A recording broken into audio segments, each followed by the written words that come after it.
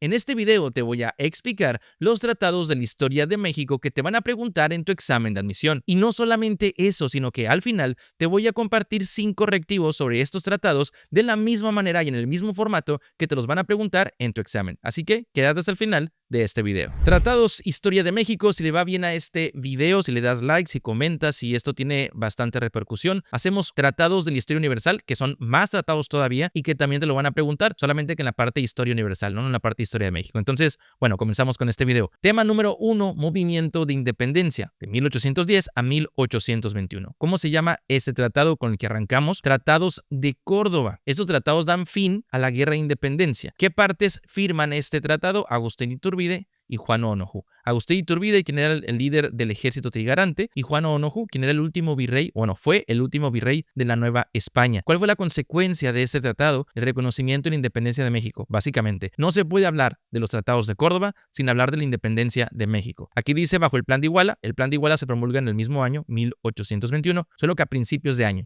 En ese plan, el ejército trigarante, una vez que se había unido, tanto insurgentes como los realistas, una vez que se unen, promulgan el ejército con 3 garantías: unión, independencia y religión. Bajo esa premisa, buscan la independencia de México y lo logran en ese mismo año, a mediados de año. ¿Qué dice acá? La implicación que tuvo esos tratados fue la transición pacífica del poder, en teoría, no reconocido por España, porque Juan Onoju fue el último virrey de la Nueva España. España todavía no reconocía como tal a México independiente. De hecho, en 1829 va a intentar recuperar México mediante una expedición de un hombre llamado Isidro Barradas, cosa que no logra, pero bueno, eso es tema para otro video. Aquí estamos con el primer tratado que abre el video y que obviamente en la parte de historia de México te lo pueden preguntar cuando sale de independencia. El siguiente tema es México independiente. Obviamente los temas se los pongo porque son temas de examen. Son 3 tratados en ese tema. El primero es Tratado de Velasco en 1836. ¿Qué partes firman este tratado? México, teniendo a Santa Anna como el líder que firma el tratado, y Texas. ¿Cuál fue la consecuencia? Este tratado reconoce la independencia de Texas. Texas primero deja de ser de México antes de pasar a ser de Estados Unidos o de incorporarse, aunque después se van a volver a pelear con la guerra de secesión y hay otra historia por allá, pero ahorita lo que nos trae es que el Tratado de Velasco se firma en 1836 y es por el cual se legitima la independencia de Texas. En 1848, unos años después, se firma uno de los tratados probablemente más relevantes y más recordados de la historia de México, el Tratado de Guadalupe Hidalgo de 1848. ¿Qué partes firman ese tratado?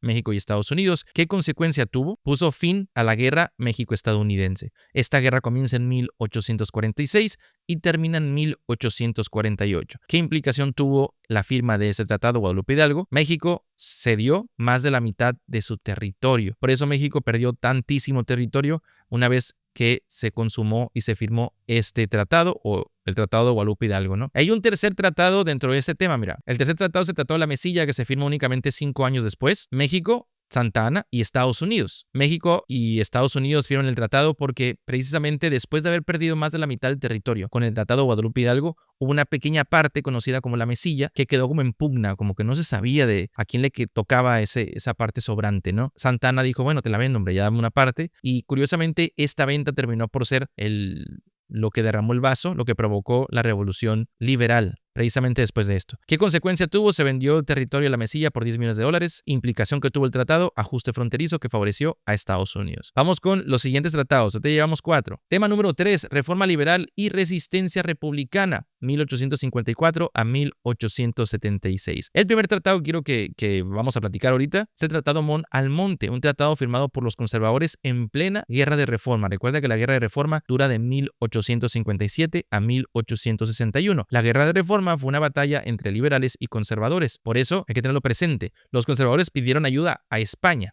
Dice acá, ¿quiénes firman este tratado? Juan Nepomuceno Almonte, representando a los conservadores, y Alejandro Mon, representando a España. ¿Qué contenía este tratado? Era un acuerdo de protección y reconocimiento a los conservadores por parte de España a cambio del pago de deudas, ¿no?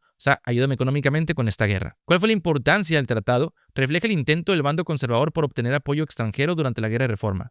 Refleja la desesperación de los conservadores por recurrir o tener recursos, mejor dicho, para poder seguir combatiendo en esta guerra. Por lo tanto, tanto los conservadores estaban desesperados como los liberales. En el siguiente tratado vamos a ver qué hicieron los liberales. Los liberales, por su parte, su respuesta fue mediante el Tratado McLean-Ocampo. Fíjate cómo fue en el mismo año. Fue firmado entre Melchor Ocampo, representando a los liberales, y Robert McLean, representando a Estados Unidos. De ahí viene el nombre, ¿no? McLean Ocampo. ¿Qué contenía ese tratado. Era una concesión de libre tránsito a los estadounidenses por el istmo de Tehuantepec, por la parte más estrecha del país, el istmo de Tehuantepec, por ahí, y otras rutas estratégicas a cambio de apoyo económico y político. O sea, Estados Unidos, te doy permiso de que pases sin avisar por donde tú quieras, bueno, no por donde tú quieras, pero por esta parte, a cambio de que me ayudes económicamente para poder seguir luchando en la guerra, ¿no? Fue muy polémico porque es raro y ataca bastante a la soberanía que un país le permita a otro pasar como cuando quiera por su territorio, ¿no? Básicamente era lo que le estaba proponiendo los liberales en su búsqueda, insisto, de apoyo. ¿Cuál fue la importancia? No fue ratificado por el Senado estadounidense, al final no entró en vigor, pero muestra la desesperación del gobierno liberal por conseguir apoyo en plena guerra civil. Tratado Mon-Almonte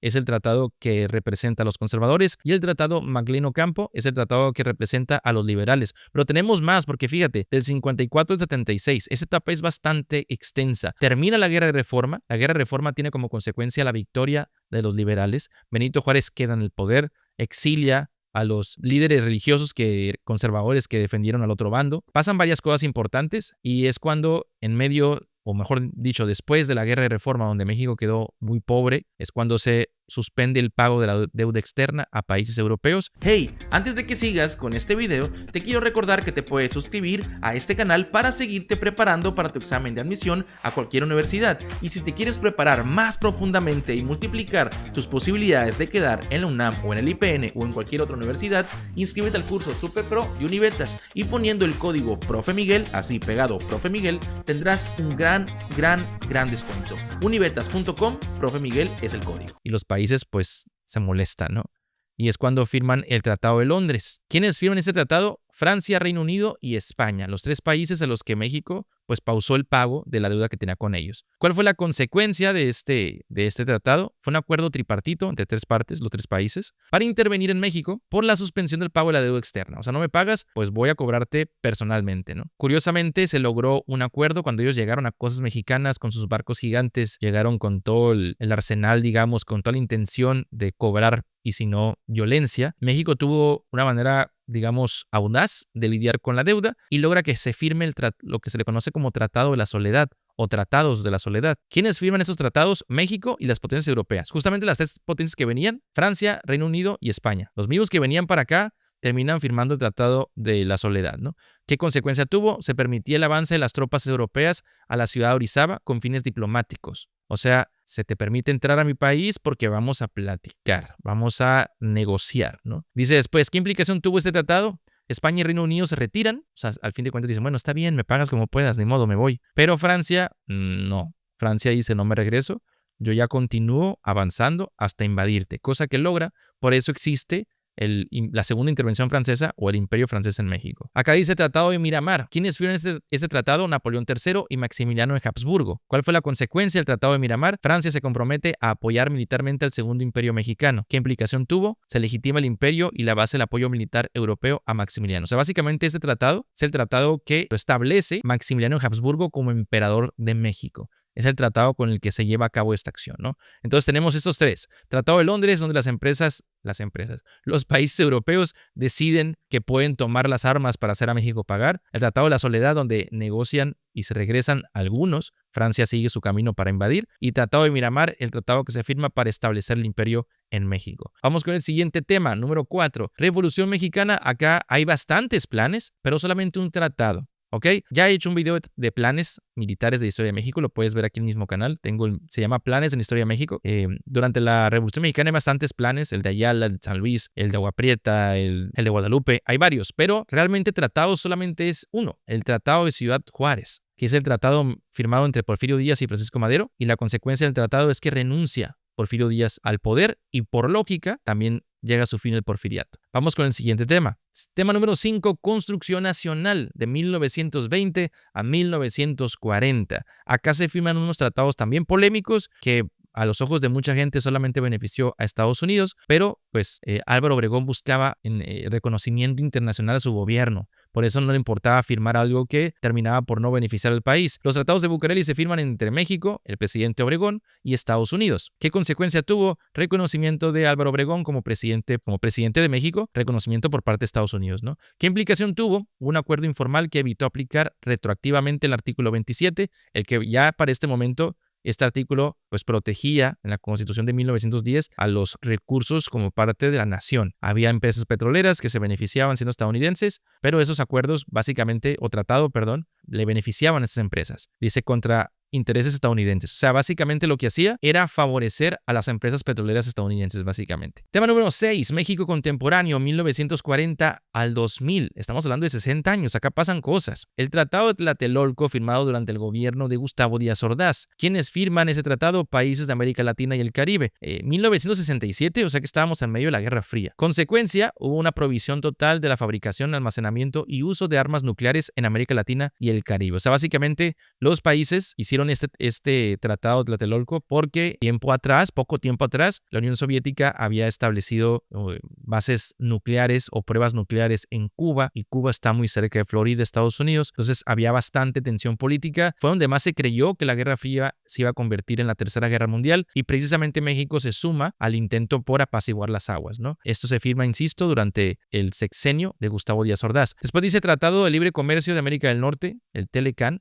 Se firma durante el gobierno de Carlos Salinas de Gortari y entra en el 1 de enero de 1994 con el mismo. ¿Qué partes firman ese tratado? Pues como lo dice el nombre, TELECAN, Tratado de Libre Comercio de América del Norte, o sea, Canadá, Estados Unidos y México. ¿Qué consecuencia tuvo? Una integración económica trilateral. ¿Qué significa esto? Una conexión económica entre los tres países con bajos impuestos o específicamente aranceles. Lo que hoy parece que está volviendo loco al mundo por lo que hace Donald Trump, en aquel tiempo fue al revés. Fue en lugar de subirnos aranceles y pelearnos como industrias, vamos a bajar los aranceles y que nos permita a nosotros tres tener un tratado que nos facilite comerciar, ¿no? Entonces, con esto llegamos al último tratado que necesitas saber de historia de México. No son tantos, así como lo vimos, fue la forma más resumida. Ahora toca las preguntas. Veamos, dice, ¿cuál fue la principal consecuencia de los tratados de Córdoba, los primeros tratados que vimos hoy, en 1821 para la historia de México? Reconocimiento de la independencia, venta de la Mesilla a Estados Unidos, anexión de Texas al territorio mexicano, inicio de la guerra con Francia. No se puede hablar de los tratados de Córdoba sin hablar de la independencia de México. Van unidos, no lo puedes separar. Por lo tanto, hay un reconocimiento de la independencia mediante esos tratados. ¿Quiénes lo firman? Agustín Iturbide y Juan Onojo. Siguiente pregunta. El Tratado de Velasco, firmado en 1836, resultó en venta de la Mesilla a Estados Unidos, renuncia de Porfirio Díaz, reconocimiento de la independencia de Texas, prohibición de armas nucleares en América Latina. La respuesta correcta es reconocimiento de la independencia de Texas. El Tratado de Velasco, después de la batalla del Álamo y la batalla de San Jacinto, que pierde Santa Ana, es donde no le queda de otra más que aceptar y firmar que Texas se independiza oficialmente de México. ¿Por qué se independiza? Principalmente por un gobierno centralizado, entre otras cosas, ¿no? Pero básicamente Texas deja de ser de México y después es cuando pasa a formar parte o se integra a Estados Unidos. Entonces, Tratado de Velasco, independencia de Texas. Número 3. ¿Cuál fue el objetivo principal del Tratado de Tlatelolco firmado en 1967? Integrar económicamente a México en Estados Unidos y Canadá, prohibir armas nucleares en América Latina y el Caribe, reconocer la independencia de Texas o ajustar la frontera con Estados Unidos. Tratado de Tlatelolco se firma durante el gobierno de Gustavo Díaz Ordaz y, como ya quedó claro, se firma en plena Guerra Fría, por lo que buscaba desarmar a nivel nuclear toda la parte de América Latina y el Caribe. Por lo tanto, la respuesta correcta es el inciso B. Número 4. ¿Qué acuerdo permitió el reconocimiento a Álvaro Obregón como presidente por parte de Estados Unidos? Inciso A, Tratados de Bucareli. Inciso B, Tratado de Tlatelolco. Inciso C, Tratado de Londres. Inciso D, Tratado de la Soledad. La respuesta correcta son los Tratados de Bucareli. Los Tratados de Bucareli, mediante el cual Álvaro Obregón buscaba ser reconocido como presidente después de la Revolución Mexicana, y lo hizo mediante unos tratados polémicos que favorecieron a Estados Unidos o sobre todo empresas petroleras de Estados Unidos. Número 5. ¿Cuál fue el principal resultado de los tratados de Ciudad Juárez en 1911? Inciso A, el reconocimiento de Álvaro Obregón como presidente. Inciso B, la renuncia de Porfirio Díaz y fin del porfiriato. Inciso C, la prohibición de armas nucleares en América Latina. Inciso D, la venta del territorio y la Mesilla. Y es en Ciudad Juárez, en 1911, cuando Porfirio Díaz, con todo su ego y con todo lo que representa, caminó y firmó su renuncia. Con esto, la respuesta correcta es el inciso B y hemos llegado al final. Espero te haya gustado. Ya sabes, como dije al principio, si quieres que haga otro video sobre tratados de la historia universal, déjame en los comentarios y dale like a este video y lo estaremos haciendo para repasar y cubrir todo lo que necesitas antes del próximo examen de admisión. Así que también te invito a que te suscribas a este canal, que me sigas en mi Instagram, que es Historia para Quedar en la UNAM o Historia para Quedar en el IPN. Y si no queda nada más que agregar, nos vemos en el próximo video. Hasta la próxima.